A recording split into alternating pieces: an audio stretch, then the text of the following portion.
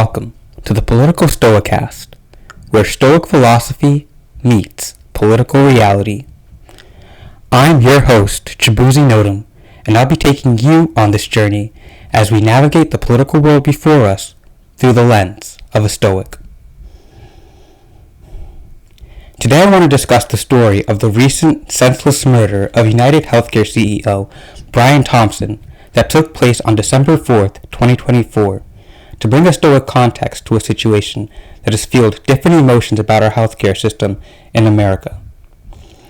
First, let me start by stating clearly and plainly that no matter your view, your grievance, past experience, or inconvenience with the healthcare system, murder was not the solution. As of now, suspected gunman Luigi Mangione has been identified and arrested. He was arraigned in New York and is facing a total of 20 charges at both the federal and state levels in New York and Pennsylvania, where he was arrested at a McDonald's in Altoona. Taking advice from Marcus Aurelius, he states, "The first rule is to keep an untroubled spirit. The second is to look things in the face and know them for what they are." The political context surrounding this story is in the ethical nature surrounding healthcare. Should big corporations be able to make significant financial gains off the vulnerabilities of the American public? Does this build a case for socialized, free healthcare? Or, rather, is this simply a case of a modern-day story of Robin Hood, of stealing from the rich to give to the poor, where in this case the stolen goods are felt from the pain and the weight of another man's life? There are several different angles one can decide to dissect this story, but one fact remains true. With the proper emotional control of Mr. Mangione, there would be no need to tip the scale and recklessly ruin countless lives off the personal grievances he may have held. In Aurelius' quote, he starts by instructing us to keep an untroubled spirit.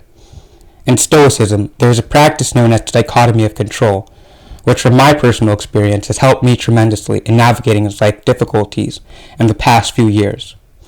This is the act of understanding the difference between what is in our control and what is not in our control. In life, we must understand that we can't control everything, political and bureaucratic issues being one of them. When dealing with these entities, it is important that we keep a calm spirit in the face of the unknown and practice Amoir Fati. In the second part of the quote, he urges us to look things in the face and know them for what they are. In this section of the quote, I find easy relationships that can be made to the bureaucratic rungs of the healthcare system, where many different levels of power go into the final product the policyholder receives. In a sense, we become pawns on the chessboard, where our fate looks slim and out of our hands. When dealing with these specialized corporate entities like health insurance, there are a lot of factors we can't control. What we qualify for, how much the cost will cover, or who our provider will be.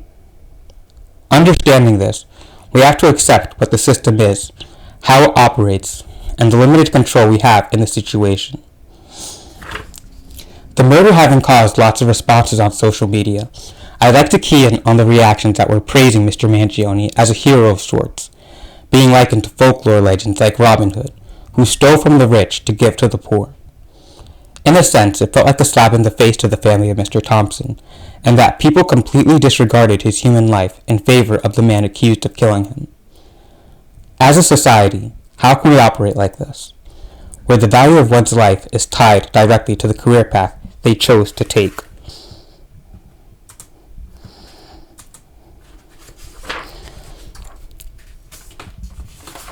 Yes, Mr. Thompson may have been wealthy, making his earnings as a CEO. But the problem in this view is that it neglects the hard work and sacrifice he made to get there.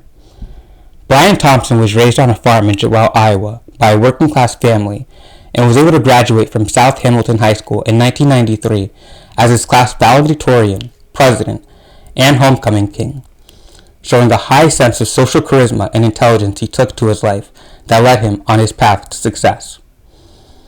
Standing on the side of the accused, we have a 26-year-old man named by the name of Luigi Mangione, who grew up in a wealthy family who owned multiple businesses and had a political influence in their home state of Maryland. In fact, his cousin, Nino Mangione, serves as a state delegate and was a candidate for Baltimore County Council at one point. Therefore, it is clear that the Mangione name comes with a lot of influence and power in Maryland. In this regard, I turn to Epictitus as he states that a ship should not ride on a single anchor, nor life on a single hope. When one is handed an abundance of privilege, as Mangione was, we should not assume good will come out of it. Being a Mangione is not enough to say that success was guaranteed, as we see that the choices that he made led him to his fate today, standing as an accused murderer.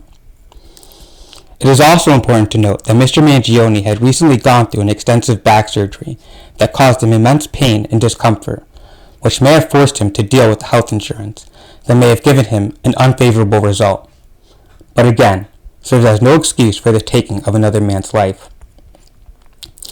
Marcus Aurelius gives us a simple quote from Book 10 of Meditations when he states, "If it is endurable, then endure it, and stop complaining."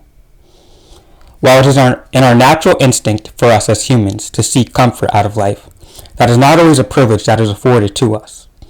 In fact, one can say that avoiding pain and hardship leaves us worse off than if we were to push ourselves through the fire.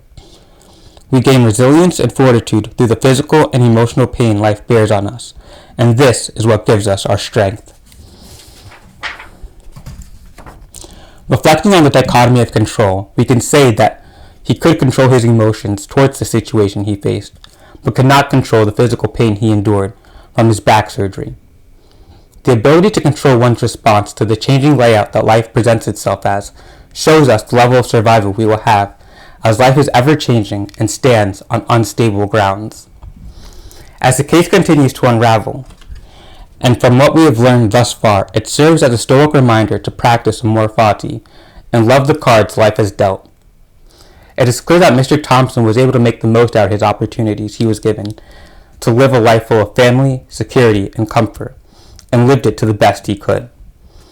Mr. Mangione, on the other hand, will be forced to go through both the federal and state legal process to defend himself against the multiple charges placed against him for the totality of the crimes he is being accused of, either before or after the murder occurred. To end this cast, I leave you with the principle left by Epictitus. He reminds us in his book, Enchiridions, chapter 1, that we have power over our minds and not outside events. To realize this, and we will find strength. With that, I say thank you for joining, and see you next time.